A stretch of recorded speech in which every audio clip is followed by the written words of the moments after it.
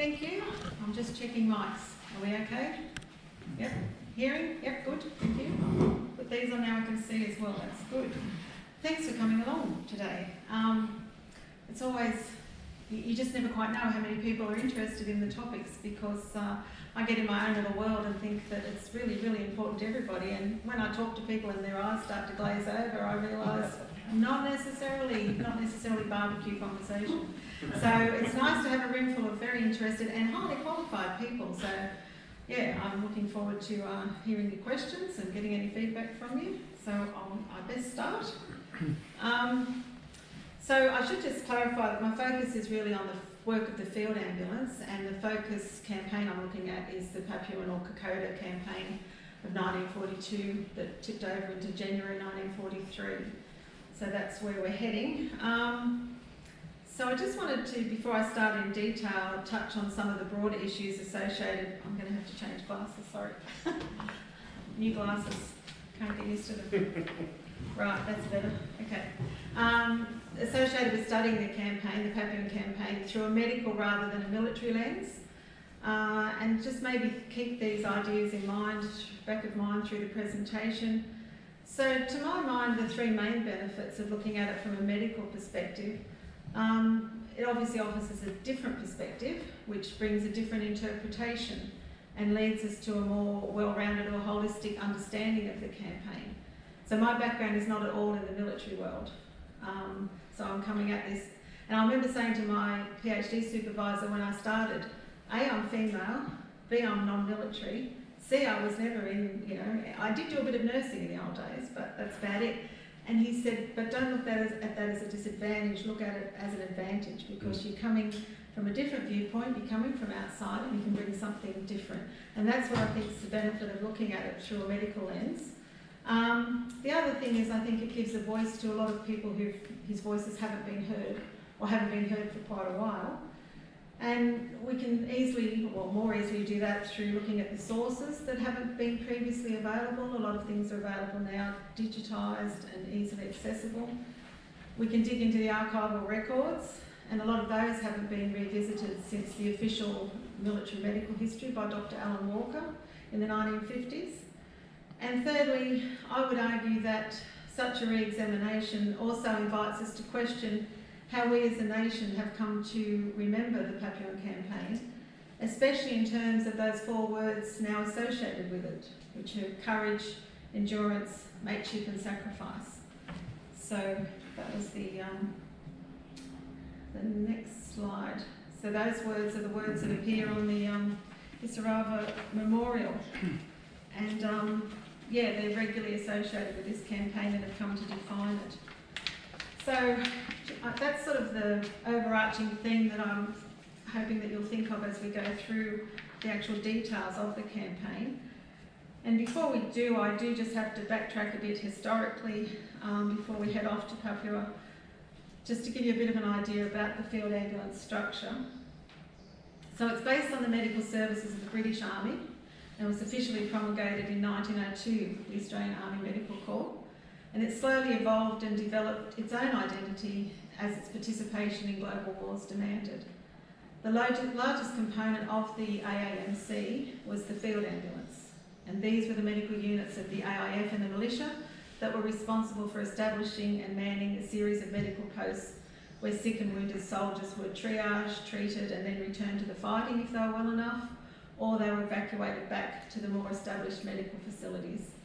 I do have a sketch in the book that shows the traditional means of evacuation. So the Australian War Memorial website explains the structure of the Australian Army itself as a collection of building blocks or subunits, and I had to keep reading and rereading to try and get in my head about battalions and brigades and all of that, which is probably quite familiar to you people. So these building blocks are arranged in various ways to form larger groups, referred to as units or formations. And there's basically the two main categories, the Arms Corps and the Service Corps. The Arms Corps is the fighting group, and the Services Corps supports the fighting troops. So by 1939, the war establishment of the field ambulance units looked like this. 12 officers, 10 of whom were doctors and 2 non-medical officers, and 225 other ranks, which included 56 members of the Australian Army Service Corps personnel. And in accordance with the Geneva Conventions of 1906 and 1929, the field ambulance units were unarmed, and the personnel were permitted to carry only, quote, light individual weapons solely to defend their patients or themselves against acts of violence. So that was officially the ruling on carrying arms in the field ambulance. Sorry, ahead of myself. So since their inception in the 19th century, the defining feature of a field ambulance unit in war was mobility. Their primary role was to shadow the fighting soldiers so as to provide prompt medical care. And as well as the recognised importance of mobility, the Middle East campaign of 1940 and 41 highlighted the need for flexibility as well as mobility. So these photographs are from my great uncle's album and show the 2nd, 4th Australian Army Field Ambulance in various locations across the Middle East. And I've just got that there just to give you an idea of the contrast between the situation that they face in the Middle East and then what was waiting for them in Papua. Well, I just love looking at some of these photos, having their snow fight. So many of the lessons were learned as a result of the desert medical campaigns. The problems identified around mobility, mechanisation, forward surgery, the need for prompt evacuation, and the difficulties around establishing and maintaining reliable supply lines. The environment and the conditions in which these campaigns were fought presented their own medical challenges, and some level of flexibility was certainly necessary. But in most places, mobility did remain possible because there were roads and there were railways by which to transport supplies and evacuate the casualties. There were towns and there were hospitals that facilitated the treatment of casualties, but again, there was a degree of flexibility and there were, of course, problems with transportation. And another important element that assisted the Australian medical units in places such as Egypt and Syria and Palestine was the level of support that they could call on from the medical service of both the British and the New Zealand armies. They didn't have that in Papua, because to all intents and purposes, none of these advantages existed there, and this necessarily impacted on the level of care that the casualties could receive. So, for example, until the build-up of the US forces in Papua in preparation for the beachhead campaigns in the final months of 1942, the Australian frontline medical units were basically on their own. So, just to illustrate the big differences between the different environments. So, if we turn to the Papuan Campaign, I have to assume a certain degree of knowledge regarding military aspects, and I wouldn't dare to explain the military aspects in this audience anyway, I don't think. But the Papua, which was the eastern side of the island of New Guinea, was Australian territory as mandated by the United Nations, which is why we were there, basically. In January 42, the Japanese had captured Rabaul on the island of New Britain, which along with New Ireland and Bougainville was also part of the mandated territory. So the maps here show the route and the location of the Kokoda track. They also show the Pacific Theatres of War, which is that top one, and the boundaries that define the Southwest Pacific Area Command. Yeah, just on the bottom there.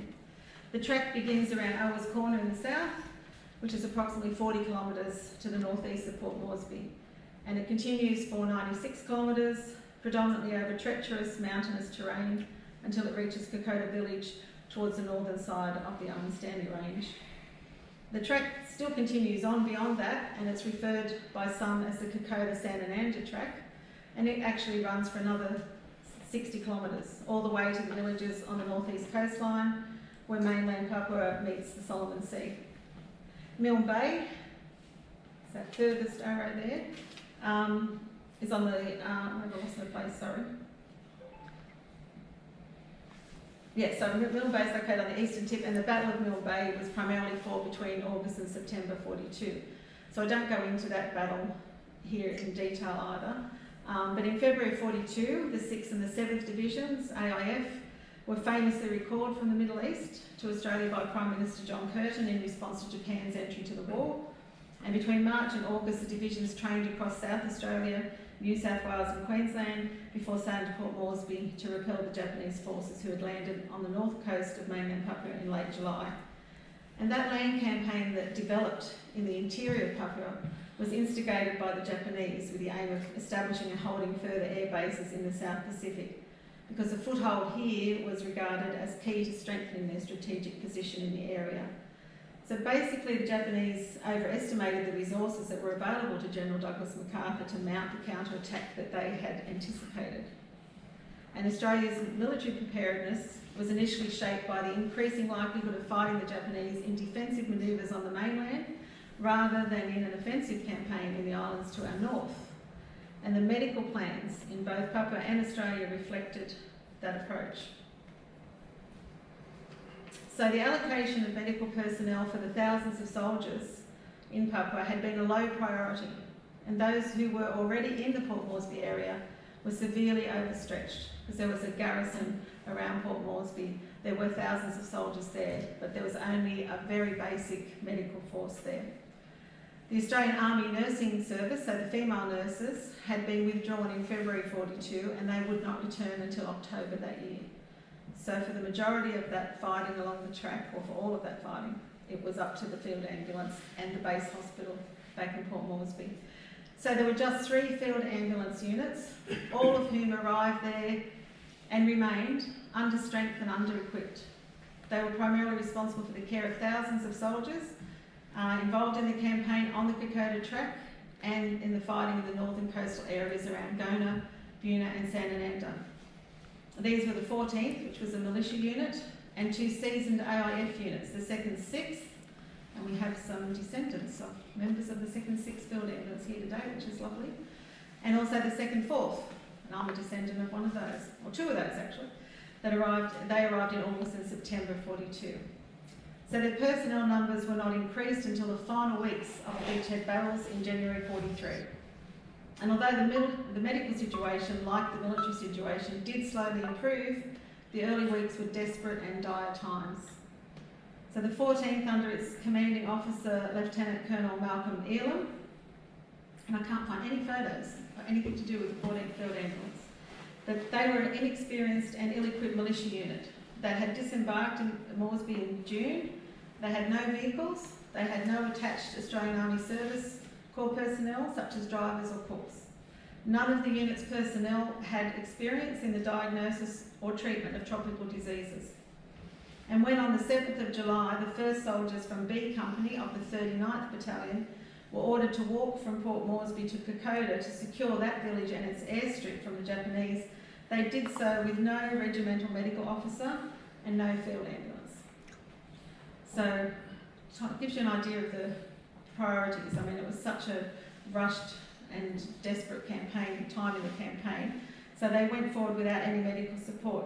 But as the first engagements with the Japanese unfolded around Awala towards the end of July, the members of the 39th and 38 of the Papuan Infantry Battalion members who encountered the Japanese troops were supported by just 1 regimental medical officer, that was Sergeant Wilkinson, and then, he had since joined the group after they left, and then Captain Jeffrey, or Doc, as he was known, Vernon, who I always thought was really, really old until I got really, really old myself and realised he was only 59, and he was a civilian, but he led a life. He was up there he was a World War I veteran, and he was a civilian at this stage, but he then joined as a medical officer with ANGAO, which was the Australian New Guinea Administrative Unit.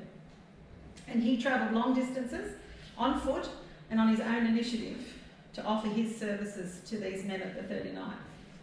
So it was he who would care for the dying commanding officer of the 39th, that was Lieutenant Colonel William Taylor Owen, in a makeshift aid post near, I always say it's at Deniki.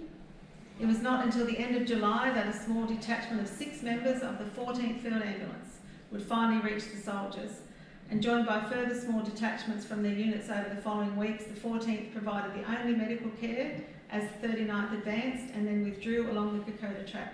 And they weren't relieved until the arrival of the 2nd 6th Field Ambulance on the 8th of September. So, just to give you an idea of priorities and leadership. So it was clear that the Australian Army was ill-prepared to fight a medical war here. So of immediate concern to the frontline medical personnel were 3 issues: supply, especially of medical equipment, the treatment of battle casualties and the sick, and the evacuation to the base medical facilities of those casualties who were unable to be returned to their unit because they were still too sick or badly wounded. So in Papua, these base area facilities centred around the 2nd 9th Australian General Hospital, which remained very rudimentary and ill-equipped and incomplete for months through the campaign. But it remained the only Australian hospital facility throughout the whole campaign, even as the soldiers fought their way towards the northeast coastline more than 160 kilometres away. So you can imagine how stretched those lines were to try and get the casualties back to that base hospital. So the Assistant Director of Medical Services for Milne Force, Colonel Maitland, George Maitland, that's him there, explained that such circumstances meant that the field ambulance became essentially a mobile unit, and in jungle conditions its organisation must be more elastic than normal. He argued that the medical units could continue to function in Papua with the standard equipment and composition of personnel, as long as the ADMS, that's the Assistant Director, and the Field Ambulance Commanders are not hidebound by orthodox methods and are prepared to meet unforeseen circumstances with the flexibility of mind and action. So it's those issues of mobility and flexibility that come up time and again.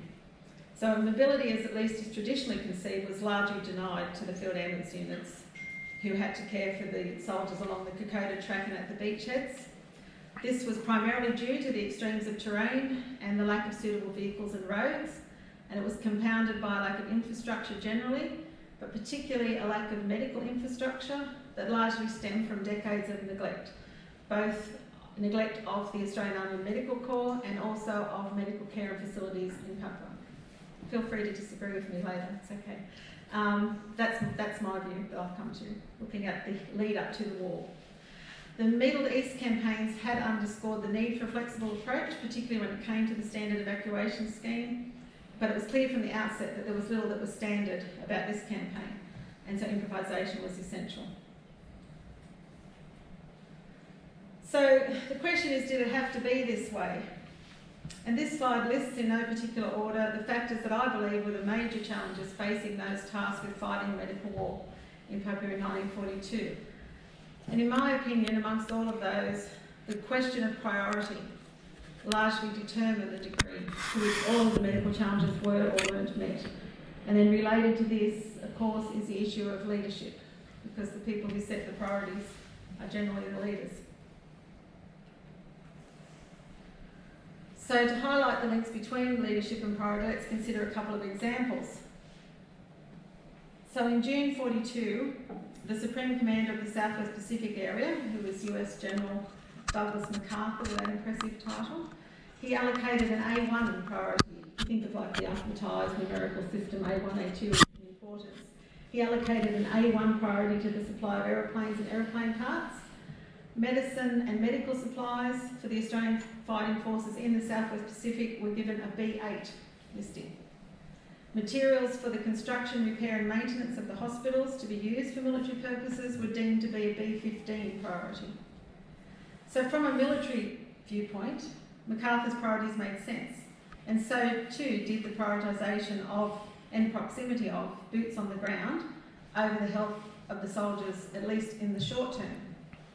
And we also have to acknowledge that the decision by the Commander-in-Chief of the Australian Military Forces, General Thomas Blaney, to hold and to treat Australian casualties in Papua was firmly supported by the Director-General of Medical Services, Samuel Burston. So rather than bring them back, evacuate them to the mainland, a conscious decision was made to keep them in Papua and treat them there, based primarily on the fact that we didn't have a lot of men, we didn't have hardly any planes or ships to bring them back to the mainland. So the idea was to keep them closer to the fighting. And this policy was adhered to until the final weeks of the campaign, by which time the rudimentary medical facilities were literally bursting at the seams with sick and dying soldiers. So from a long-term military perspective and from a medical perspective, such an approach to me seemed doomed at the outset. Because while wary of comparisons due to the many differences between the forces, primarily the number of troops that were available, when the Americans did finally enter the final stages of the campaign in Papua towards the end of 42, their policy was to treat only the minimal numbers of casualties in Papua and to regularly transport the sick and the wounded back to Australian hospitals. And the previous Director-General of Medical Services, Rupert Downes, had spent a lot of time and effort throughout the 20s and 30s pushing and succeeding eventually to get money allocated for the building of hospitals like Concord and the repatriation hospitals and big hospitals in Melbourne. And this is where a lot of the American soldiers came back to, because that was all again based, if you remember, on the idea we'd be primarily defending the mainland of Australia. So a lot of the money and focus was spent on developing the facilities here. So not everyone held the same views when it came to what should be prioritised regarding the medical services. Some medical officers begrudgingly accepted the situation. As you saw, Maitland basically said pragmatically, well, you know, we have to have these priorities, that's the way it is. Other men, like this guy who was the commanding officer of the 2nd Sixth, who I spoke to someone who actually knew the man and said his nickname was Frantic Freddy. And I fell in love with this man because he was such a fighter for the men. And he obviously did not go quietly when it came to determining the priorities. So I don't know if you can read that quote, but it just gets me every time. He wrote this in a personal letter to his brother, who was a civilian doctor in Sydney at the time. The 2nd Sixth that Channel was commanding had been in Papua since August, and this letter describes the critical situation that arose at Myola in October and November 42, when that site's supposed suitability for the aerial evacuation of more than 400 Australian casualties was tested and failed dismally. So the repercussions of the failure continued all the way to the beachheads, because the 2nd Sixth, who were meant to accompany the 2nd Fourth and help with all the casualties that they expected from there, couldn't proceed. Little groups of them went as reinforcements, but basically the whole unit could not proceed because they had to remain at Myola with the casualties there. So this Myola post that's prompted Channel's outrage wouldn't be cleared of casualties until December. So, I mean, that last sentence, God forgive the blind, stupid people who are responsible for such a state of affairs existing. There's another whole story of the repercussions of that, but you can imagine they didn't look kindly on it. And let's say he was moved aside quietly eventually, but he didn't go quietly. He was amazing. Promoted sideways. Yeah, they did move him sideways. But they made the most of him while he was there. He did a stupendous job. So I just wanted to flesh out a few more of the men, because I think when you hear stories about people like Fred Channel and some personal stories, it really lets you realise that this is about the men. And this is the photos of some of the members of the field ambulance units, and then I just want to turn to the specific challenges. So while the family and the educational backgrounds of the medical officers tended to have much in common, they were often very well educated men. They trained and they served at local hospitals like RPA as residents, and then went on and joined the military, and it was a fairly standard style of progression. It was completely different when it came to the personnel, the other ranks as they were known in the field ambulance, for example. They came from all walks of life: city, country, young, old, married, single, educated, barely literate, skilled, unskilled. If we take the 2nd Fourth, for example, there were tram conductors, wharfies, bullickies, clerks, shopkeepers, laundrymen, and psychiatric nurses who formed the medical corps. And that's where my two great uncles come in. They served together in the 2nd Fourth, Uncle Nick and Uncle Bill, and they were there from 1940 until the end of the war. And it was a very small diary belonging to my Uncle Nick that inspired my studies decades ago now into this topic, and then the subsequent publication of my book, because I read this story in this little handwritten scroll and I wanted to know more about it. So Nick, which is this man here, with his furrowed brow, he was born at Wyong in 1916 and he died in 1976, aged 60. And his older brother Bill, on the other side, was born in Newcastle in 1908 and died in 1957. He was aged just 49. During the 1930s, both of them worked at what was then known as the Pete and Wilson Island Mental Hospital on the Hawkesbury River. Probably familiar with that. And Bill was a laundryman at the time and Nick was a nursing orderly. And then a few months after the war broke out, both of them travelled by train down here to Sydney, and they enlisted in the Australian Army on the 27th of May 1940. For the next 5 years, they served side by side as orderlies in the 2nd Fourth Australian Field Ambulance.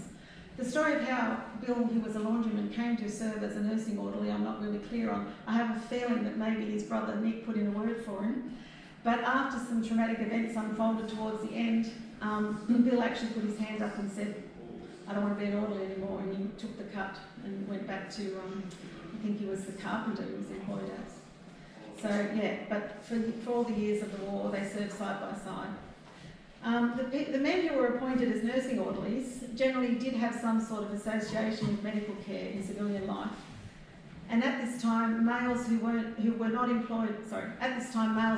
employed in civilian life as nurses, except, in psychiatric facilities, presumably where a degree of strength was often required to restrain patients. Interestingly too, there seems to have been some reverse gender discrimination in that the female nurses, especially the senior nursing sisters, anyone else had experience with senior nursing sisters in training at all? Yes. I have. My mother was a matron. Yes, well, okay. The army was easy after her. Yes, thank you, right. You're making my point, okay.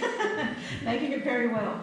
So some of those nurses did not take kindly to having to train these men up in the, because they had to do it within the public hospital system. They did train as part of the army. Sorry, I just realised that sound. I'm sorry. Are you happy to go on, or did you want to stop? Yeah. Okay. So yeah, they didn't notice having to train them, and nursing was very much seen as women's work. So on the other side, the unarmed field ambulance men often copped it from their armed comrades for the same reason. And in places like Britain, the field ambulance was a refuge, or the band was a refuge for conscientious objectors. It was where you went when you didn't want to fight, but you thought you had to do your duty. So the female nurses weren't fussed on them because they were men doing a female's job, and their fighting comrades weren't fussed so much because they weren't at the front line fighting. But I presume that that attitude changed once they were injured on the battlefield or sick with malaria. So I've got some descriptions in my book there, but I won't go into them now, but just tell you a little bit more about the makeup of the men in the units. So of course the story wouldn't be complete without a mention of the Papuan carriers themselves, who were crucial to the survival of the sick and wounded soldiers. And they were recruited by ANGAR, which was the Australian New Guinea Administrative Unit. They were sometimes referred to, somewhat patronisingly I would argue, as Fuzzy Wuzzy Angels, and immortalised in a poem by sapper Bert Barros in October 42. And they've since taken on iconic status in Australian popular memory of the campaign. And if you mention the medical campaign to a lot of people do not realise that there were Australian medical personnel up there. I think a lot of people come to associate the Papuan carriers themselves as doing more than carrying, that they were basically responsible for the medical care. So they were key, no doubt, to the mobility of the army and to the survival of the patients, but I think that we should remember that their primary purpose for which they were recruited initially was to transport supplies forward to the fight. The decision to backload them with casualties as part of the treatment and evacuation process was a decision born purely of necessity because we had no other means. And it arose because there was no effective means of evacuation through that traditional chain that I was talking about. And to me, that again underscores the problems of leadership, planning, priority and preparedness. Because what else were we going to do? We had to get these guys in to help with the casualty transportation. So it's important though to realise that in amongst all of this improvisation and flexibility and thinking on their feet, there was an underpinning of basic medical principles and practice. So there were improvements as the campaign progressed, militarily and medically, especially as we wrested control of the skies from the Japanese. But the lack of prioritisation and preparation did continue with this ongoing problem of supply and evacuation. And of course it wasn't only battle wounds that confronted them, it was medical issues, sickness and tropical diseases, malaria, dysentery, scrub typhus. So this shows the treatment regimes for various conditions. And you can see that a number of the conditions required that the patients were held in the forward medical posts for some time. But imagine trying to hold the patients there while you've got battle casualties streaming in, more sick people streaming in, and no way to get them out the other side no effective way to get them evacuated to the care that they needed. And aerial evacuation remained ad hoc and unreliable. So if we look at the malaria statistics, the malaria was the defining disease of the campaign, and the beachhead battle specifically was defined by malaria. So the official medical historian recorded more than 30,000 Australians suffering from the effects of tropical diseases, and over 21,000 attributed to malaria. The soldiers themselves, interestingly, were often blamed for contracting malaria. Some of the senior officers were of the view that contracting malaria should be regarded as a self-inflicted wound. The basis for that was they argued it was caused by a lack of discipline, which is a topic we were talking about earlier, that the idea of medical care fell to the officers. And, but then the blame was also shifted alternatively down from the top, you'll be surprised, that the officers on the ground, and then the officers would sometimes shift it to the men themselves. So it was thought that it was a lack of discipline, a failure to take medication, a failure to wear appropriate clothing, or even that they deliberately contracted it in the hope of being sent back to Australia. So the topic of self-inflicted wounds is and remains controversial, but the evidence does support the existence of it, especially in the early stages of the campaign.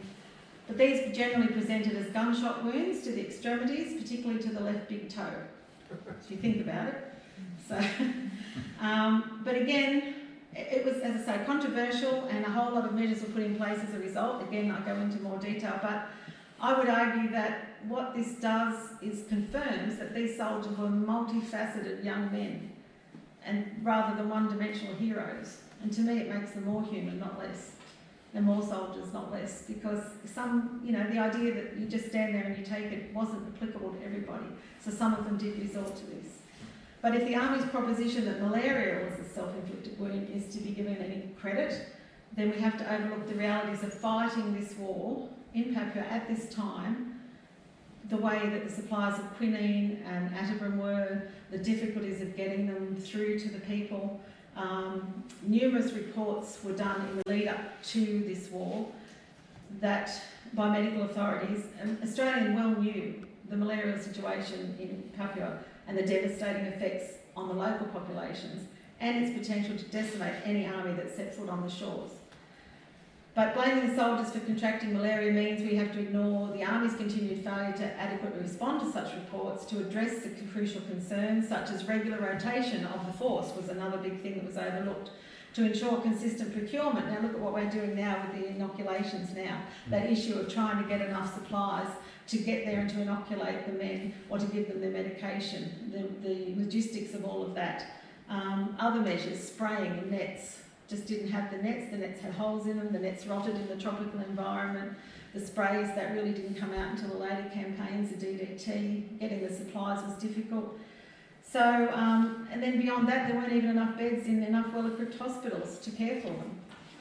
And then there was no evacuation back to the mainland for a long time.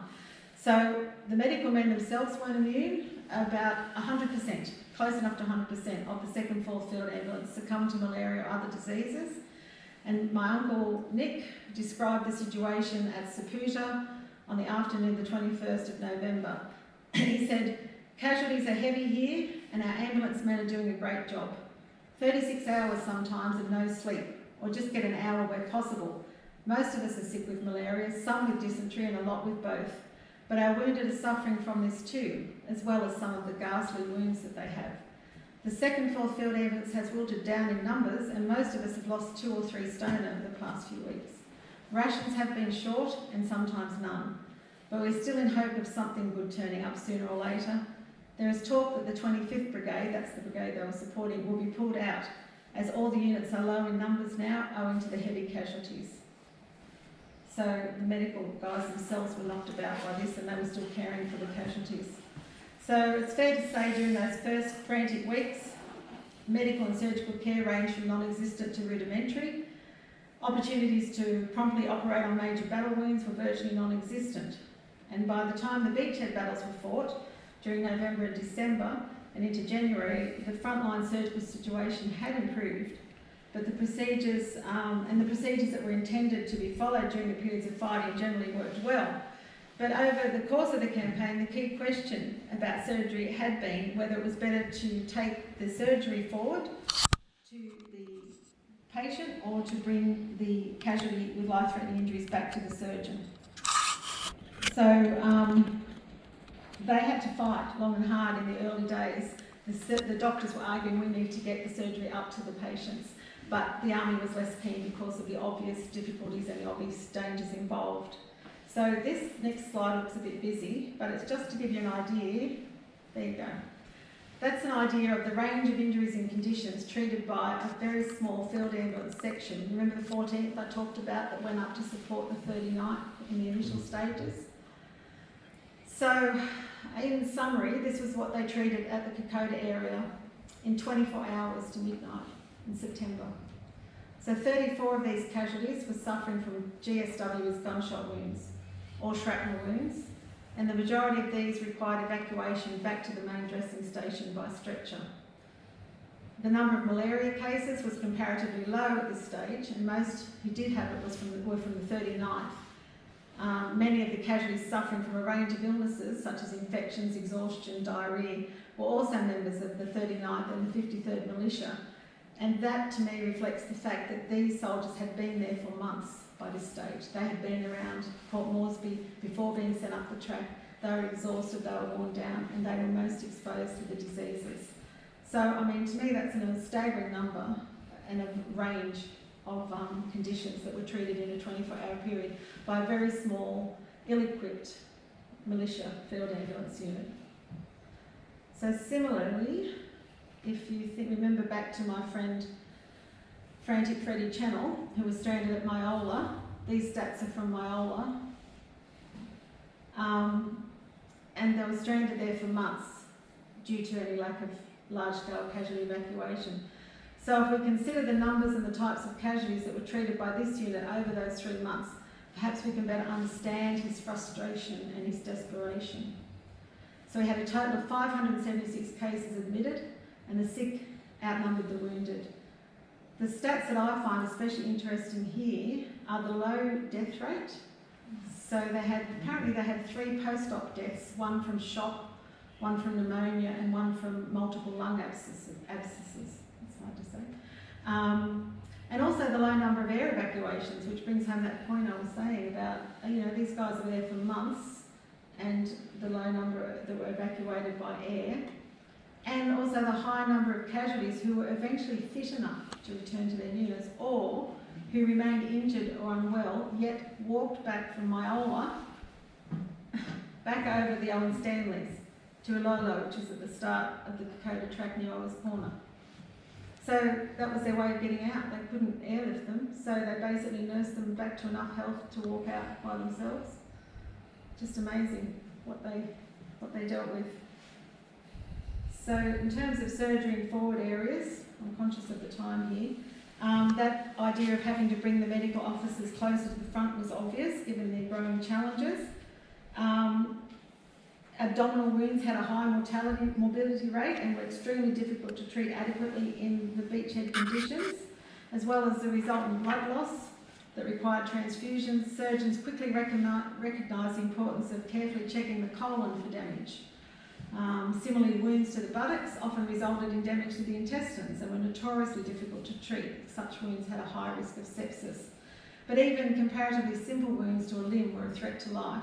The fractured femur presented a huge challenge due to long delays in treatment, and severe blood loss that could result from a bleeding femoral artery, for example, led to some surgeons concluding that the better option is amputation. So again, Private Kennedy's words adds to our understanding of the reality of battlefield surgery. So he was at Myola, main dressing station, in October 42 as they were passing through on their way up to the beachheads. And I think that his description adds some colour to these black and white photographs. Captain Leslie, who's shown here, he goes on to serve all through the war, amazing man. But Nick talks about the fact that we're collecting a lot of wounded here. Our surgeon, Captain Leslie, is working 18 hours a day. The operating theatre is a tent fly, pinched close to a running stream, and the operating table is wooden bench built out of poles. Some of the most complicated operations are being performed: abdominal wounds, amputations, and severe head injuries. We attend to our wounded 14, sometimes 18 hours without a break, but no one cares. These chaps are deserving of the best we can give them and are more than grateful for the assistance rendered them. Some of the wounds are terrific. One wonders at times how the human body can live being mutilated like some of these poor fellows. But one cannot express his feelings towards them. We've got to try and keep them cheerful, but it's a hard job under these conditions. No doubt. And it haunted him the rest of his life, actually. So treatment during battle activities, I'll just zip through this a little quickly, but it's just basically the three main policies of rapidly clearing them, surgical teams performing the urgent operations, and then get the casualties back, which are all reasonable, but in the build-up and push towards the beachheads from November 42, they were very difficult to follow, which leads me to this next episode I just wanted to discuss with you, which also leads into this idea about citing of medical posts. These were some of the ideal circumstances and the ways that the medical post should be located. Camouflage, out of sight of the planes. But the reality was that they needed to find somewhere flat, they needed to find somewhere near a river. They were often out in the open. The Myola dressing station was way out in the open on an old crater from a volcano. So again, that reality really influenced some of the events that unfolded, because by November the field ambulances scattered across the northern coastal areas and the little groups were butted off and they basically leapfrogged each other. So as they approached Soputa at the beachheads, the bulk of the 2nd 6th, remember, remained back at Myola. So on the 26th of November, the commanding officer of the 2nd 4th, Hobson, he knew that there was an impending build-up for the big attacks at the beachheads. So he instructed the unit's dental officer, Captain Watson, from the Soputa main dressing station where the 2nd 4th had set up, to go to Popondetta airstrip with a jeep loaded with weapons, and he was instructed, given the unenviable task of persuading Australian and American pilots who were landing plane loads of weapons in readiness for the battles, to backload their planes with as many patients as possible on the return. So to increase his bargaining power, Watson used the jeep full of captured Japanese equipment as a bartering tool in what he described as this squalid deal. So as distasteful as in the book, it talks about how many patients he could persuade the pilots to load on in exchange for a Japanese rifle, a Japanese bayonet, a Japanese flag, or a helmet. Might equate to take 3 casualties on board or take 2 casualties on board. I spoke to a man who was there and was at Soputa, and he said it definitely happened, but he said they had no choice, because if you go back to that idea of clearing the posts before battle, how else were they going to get them out if there was no means? So in my view, given what happens the next day, his actions saved many lives. Bill and Nick were both at the main dressing station at Soputa on the 27th of November, when that station, as well as the nearby headquarters of 7th Division and some American installations, came under attack from the Japanese fighter pilots. The bombing and the strafing killed and wounded hundreds of men, including Papuan carriers, Australian and American medical personnel, and many casualties lying on stretchers in the MDS. Kennedy's writing on the day of the attack provides a unique and valuable personal perspective on the bombing and its immediate aftermath. So that's what he writes there. He talks about it being a black day. Not much left here, dead mangled bodies, blood, guts and mud. And he talks about it being a day that none of them will forget. And Bill, his brother, is burying most of the dead. So the attack, these are some of the 2nd 4th comrades of Bill and Nick's that were killed in the attack. So it was widely reported as a war crime, but it was never investigated as such. The circumstances around it were investigated by Sir William Webb, but he didn't refer it on to the United Nations Commission into War Crimes. Many factors for that, but key amongst them was the visibility of Red Cross markings, coming into mind, that idea about where to situate it, how to do the markings, reports of presence of Allied weapons on the site, and key, the close proximity of the 7th Division headquarters to the medical site, so thereby avoiding its right to protection under the Geneva Convention. So the tragedy at Soputa highlighted the most obvious and ongoing weakness, which was its heavy reliance on aeroplanes for delivery of supplies and evacuation of casualties, takes us back to that earlier question about priority planning and leadership, and a failure to accurately anticipate the repercussions of that. And this inexcusable level of faith that was placed in aeroplanes for supplying casualty evacuation, planes we didn't have, pilots we didn't have, airstrips we couldn't land on, seemed to be quite literally founded on a wing and a prayer. Airdrops had to be made from high up because they couldn't land. So incredibly, they dropped things like glass bottles without packaging. Requests for urgent equipment were cut down further along the lines of communication. Supplies were pilfered or they went missing. Shortages of basics, foods, blankets and clothing.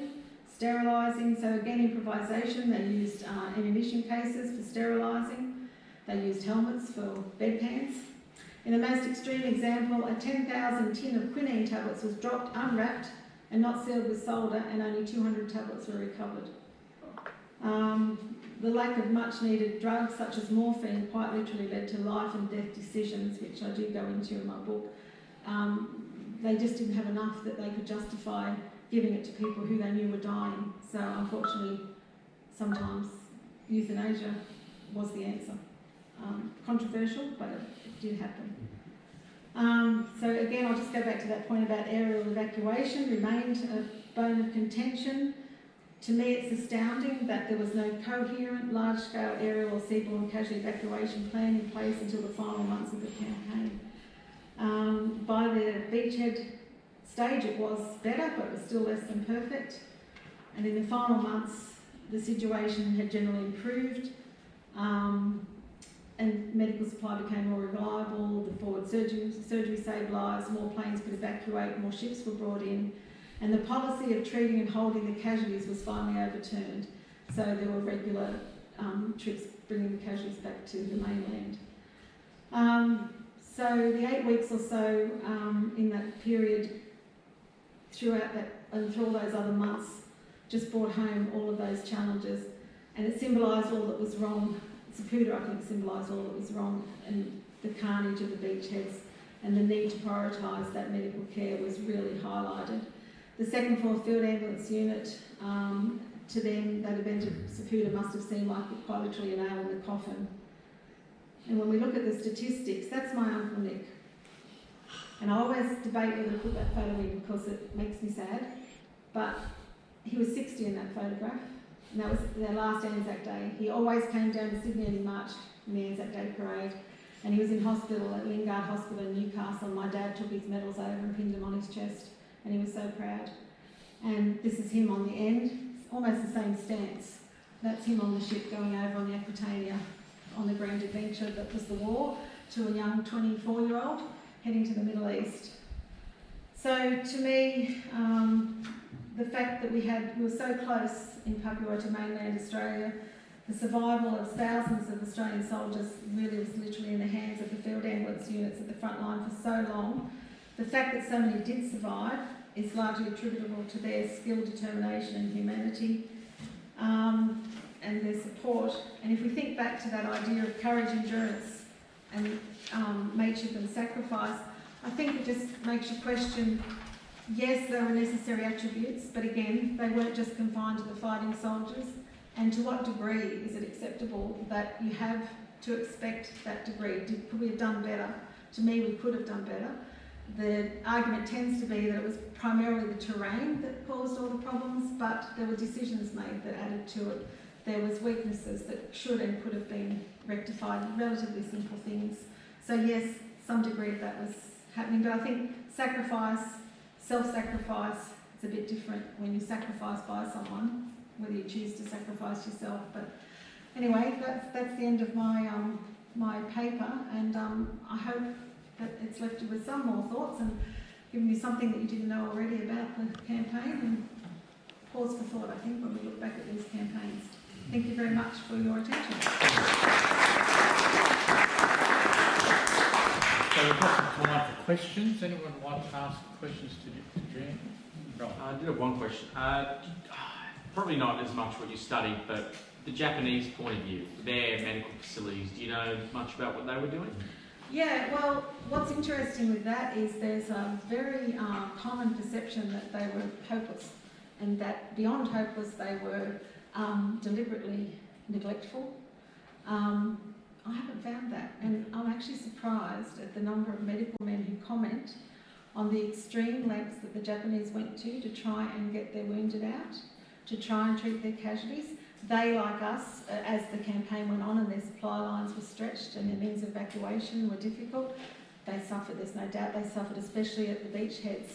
But to my mind, based on what I've heard from the medical men, and there's an excellent interview with Ref Shalgi, who was a medical officer, and he was on the Kokoda campaign, and he actually states that quite categorically, that he thought that the efforts that the Japanese made, he'd send some of their medical kits, he thought that they did try and adhere to the practices of medicine as best that they could, but the reality was, you know, as the war went on, the supplies, the quinine, the malaria, they were decimated by dysentery, the hygiene issues, you know. But it's quite controversial because, the popular view is that they were, you know, not so keen on looking at. Another good example is in Milne Bay and good enough, they actually managed to get submarines in and take their casualties away. So, yeah, I think they were exposed to difficulties, but they did try. Yeah. John? Yeah, wonderful paper too. Thanks very much. I've loved every minute of it. Just one of the things that's always occurred to me when anything that I've looked at with a lot of these campaigns is the fact that field ambulances were being asked to do things that they were never really intended to do. No. Field ambulances are not really intended to do major surgery. They're not intended to hold large numbers of casualties over long periods of time. They didn't really, and the worst part was they were then expected to do it, but they weren't properly equipped, so they weren't given the equipment and the material that they need. And the stories about scroungers having to go out and literally beg, borrow, steal, or scrounge whatever they could are absolutely true. And you talk to some of the veterans who went through that. Yeah, and that's what comes back to that issue of mobility Yes, and not being able to adhere to that standard casualty evacuation process where they would move methodically. You know, they'd be treated basically here and then move back to the main dressing station, like Regiment Aid Post, main dressing station, casualty clearing station. They just didn't even exist up there. And then back to the hospitals. You just couldn't do it. So it became that series of leapfrogging and also budding off. They talk about they either were leapfrogging, leaving a couple of guys behind to care for a group of casualties, and then other groups coming further along. Or if you've got 6 guys here, well, we know that there's casualties over there at Sangara in the coffee plantation building there, so we'll send a handful of guys over there to look after them. So there was basically scattered all over the place, and as you say, not performing their function that they were meant to do, which was to shadow the guys right to the front line, provide a bit of treatment, move on, get them back, move forward. Yeah, you're right. Yep, sorry. It appears to me that the medical advice to the force went to New Guinea in 1914, Neville House to William Holmes, was not there. And the medical advice provided to the commanders going to New Guinea. Yeah. It seems to me that we went backwards. Well, in a lot of ways, I mean, that fascinates me too, that First World War campaign, which is our first experience, our first overseas experience and doing our own medical. But again, they didn't actually send a defined medical battalion or group there. There was a bit of a hodgepodge again, and you had House and a few others there. But also ill-equipped, landed in their winter uniforms, you know, and again, decimated by malaria. Problems with the nets afterwards because they had to remain up there and care for people afterwards. So yeah, in a lot of ways they did go backwards, but I think probably it's fair to say we didn't really learn a lot from that period. I mean, we were responsible for the territory for so long, and we'd already had encounters there. We knew what was waiting for us, and then in the meantime, between that from 1914 to 1939, report after report after report. It's not like no one went there. We went there regularly with medical teams, and we did surveys, and we should have known. But yeah, and again, I make allowances, which is nice of me, I'm sure. But I do think to myself, well, it was also frantic. You know, you understand it in the first few weeks, but I can't understand it by the end. It's still very difficult to justify. Well, part of the problem was Blamey, because Blamey had a mindset in Melbourne or Brisbane that was detached from reality. And Blamey denied the request for them to have green uniforms instead of being Yes. ADs. Yes, It's yes. as simple as that. Famous So story. our from Commander-in-Chief was letting them down. And interestingly, along that, Burston, who was the Director General of Medical Services, who had replaced Downs, he was moved sideways, and then we had another guy keeping the seat warm. But he was a very, very close friend and comrade and personal friend of Blamey. And to me, there was a lot of that was a bit sycophantic. It was a bit. I'll go along with him. Like when that proposal to say we're going to treat them all here in Papua New Guinea, if you'd been a stronger personality, perhaps you would have said, "Are you kidding? From a medical point of view, we need to get these guys back." But he went along with it. Well, So Colonel Ralph Honour, who commanded the 39th when they thrashed or brought the Japanese to a standstill, is nothing but scathing at the higher command and blaming in particular. Yes, that's right. Very nice. A question over Oh, I just Yeah, you wanted know to what say they that call my them, father don't was blame in me. the 2/2 field ambulance. yes, yes. And when I was a kid, I remember him saying the rain, that every afternoon it would rain and the mud, and that was another element that... Definitely. The terrain, as I say, the terrain and the climate was devastating and did naturally impact on the way we could care for the casualties. But I do still think we could have done better. But interesting to say about the second, I've just been reading about them because my next book's about the mopping up campaigns, as they were called, 43 to 45. I'm becoming very attached to the second. I'm quite impressed with some of the men. I'm amazed at the youth of them and their bravery and their dedication. They just do such remarkable jobs. He became a very heavy drinker. Well, as did my uncle Nick. He ended up in Concord Repat with a breakdown. He was just knocked around so badly. My dad always says that Nick could never let go of the war. He stayed in touch with the comrades. He marched every year with his mates, you know. Bill never wanted to speak about it. Just that was his way of dealing. They must have all been so troubled by what they saw. Yeah. Yes. Just two questions. Why did they consider malaria as self-administered and the euthanasia bit? Missing context on that. Okay.